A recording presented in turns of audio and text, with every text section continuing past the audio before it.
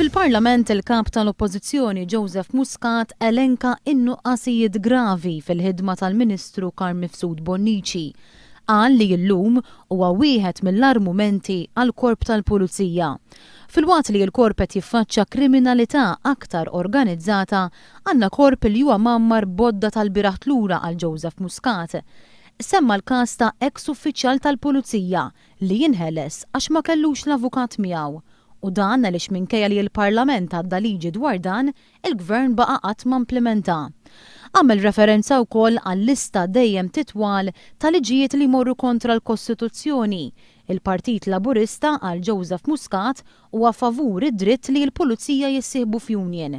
Sentejn wara il-Ministru Mifsud Bonnici qal li se jressaq liġi fil-Parlament, bil-liġi iżda tkun sempliċement sentenza waħda.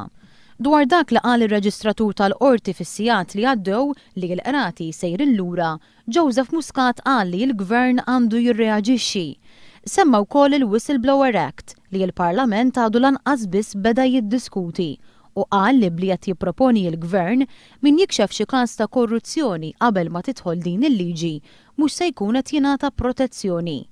Fl-intervent tiegħu Joseph Muscat tkellem ukoll dwar każ ta' Prigunier illi f'Jannar tas-sena li għaddiet instab mejjed fic-ċella tiegħu wara overdose ta' pilloli. Stephen Spiteri kienet jiskonta sentenza ta' 4 snin u nofs. Spiteri kien ikkolabora mal-Pulizija dwar qtil makabru u kienet jippjana li jiżvela dettalji dwar żewġ każi oħra. Nitlob il-Ministru biex jgħidilna f'liema stadju wasal il-każ għax hekk kien hemm xi ħadd mar jagħmel biex jagħmel statement.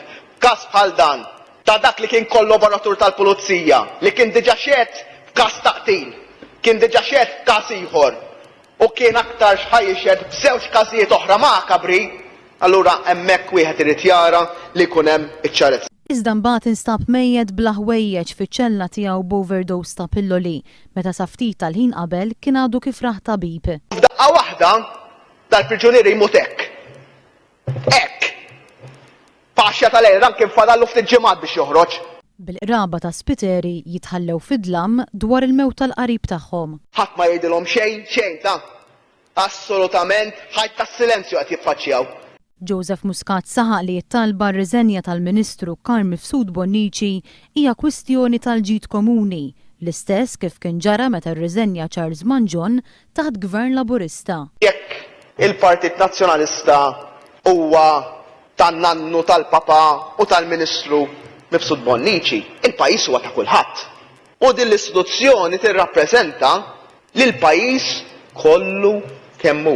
Joseph Muscat temm id-diskors tiegħu billi qal li l-Partit Laburista se jibqa' jinsisti li tintrefa responsabilita politika għan-nuqqasijiet kollha fl-oqsma tal-ġustizzja u l-intern.